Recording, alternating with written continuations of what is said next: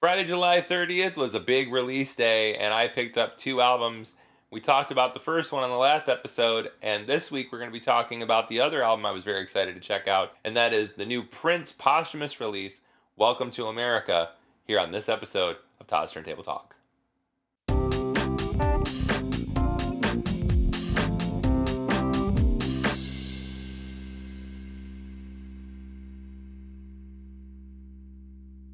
Welcome to another episode of Todd's Turntable Talk, and before we get started, I'd like to remind everybody that if it's your first time on the channel, or if you just haven't done so yet, please make sure to hit that subscribe button, as well as the bell notification, to let you know each and every time a new episode drops here on our channel. So last week, we talked about Billie Eilish's new album, Happier Than Ever, which came out on Friday, July 30th. Another album I was very, very excited to get also came out on that day, and that is the new release from Prince. The album is called Welcome to America.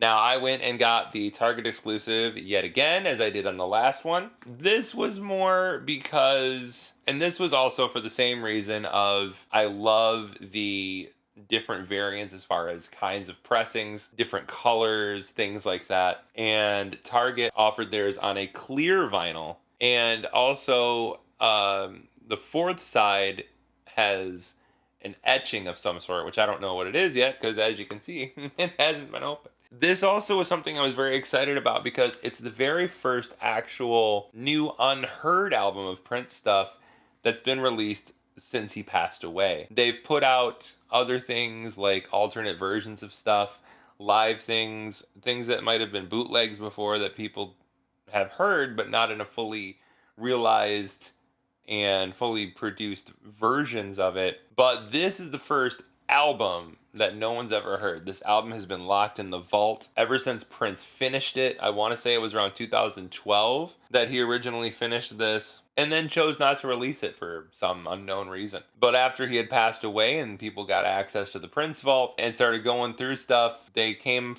across this record that was fully finished, produced, mixed, mastered, all that stuff, and just sitting there. I don't know why it took them so long to release it, but I'm certainly glad they did. I'm really excited to hear what Prince in this time would have sounded like had the record come out. So let's go ahead and open this and check it out.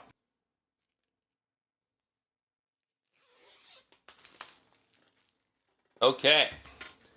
Oh man, so it's printed on a really nice cardstock, not glossy, but the title is in gold and actually embedded, like it's an indent. It's indented into it, which is really, really cool.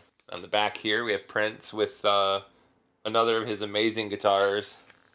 I don't ever recall him playing these live, but man, they're cool looking. Open it up here, and oh man.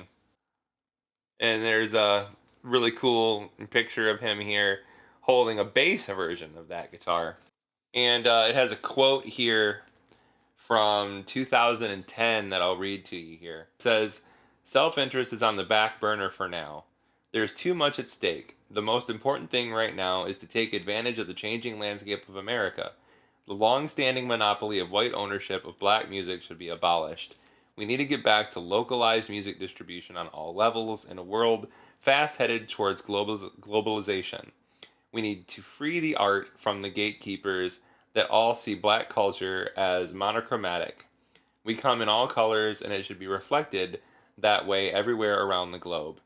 We were and still are very beautiful and industrious people. Anybody remember the Harlem Renaissance? Google it. How about Black Wall Street? This has less to do about skin color than it does when it comes to equal opportunity and freedom. Diversity and ownership should rule the day. It should be demanded from America's new administration, this repairing our primary focus. All these other human experiments have failed.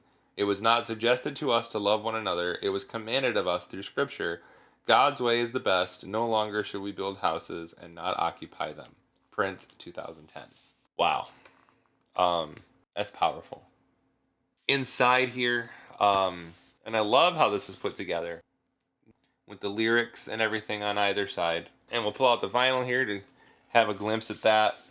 Oh, cool. So it's on it's clear, but it has a purple hue to it. It doesn't come through in the light very well. The lighting kind of flushes it out, but it's more of a lilac, very hazy purple vinyl. The other record here with more lyrics and stuff like that, and really cool picture prints here. The other side of the second record is supposed to have an etching of some sort on it. So, oh wow. So side one normal, side two. Man, it's I don't know if this is gonna come through on the video very well. I'm gonna try and catch the light so you can see this. We got a silhouette here of Prince and some wording on the back here. And it's the lyrics to the song "Welcome to America." That's really cool. That's really, really, really cool. So that's the look of the record here. All that comes next is to pop it on the turntable and listen to it, and give you my thoughts. We're gonna do that, and then come back here in just a little bit. Stick around.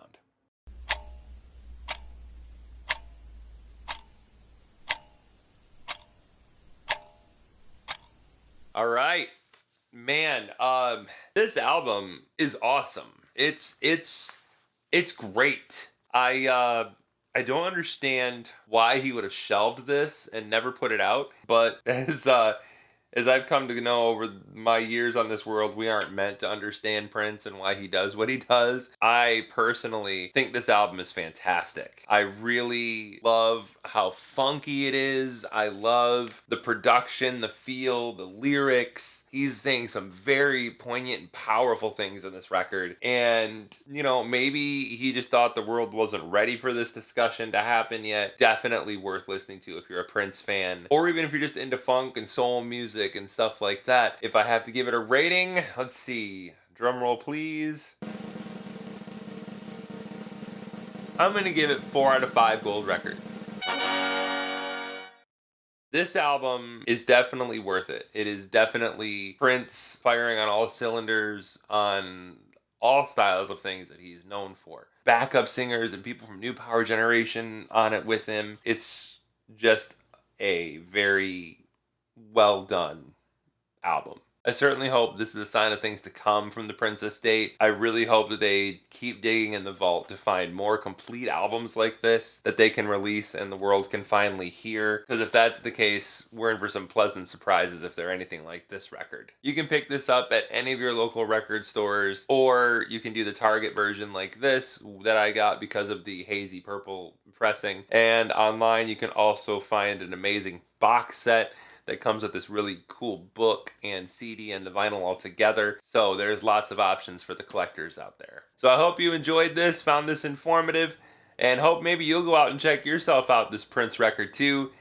And we'll see you next time here on Todd's Turntable Talk.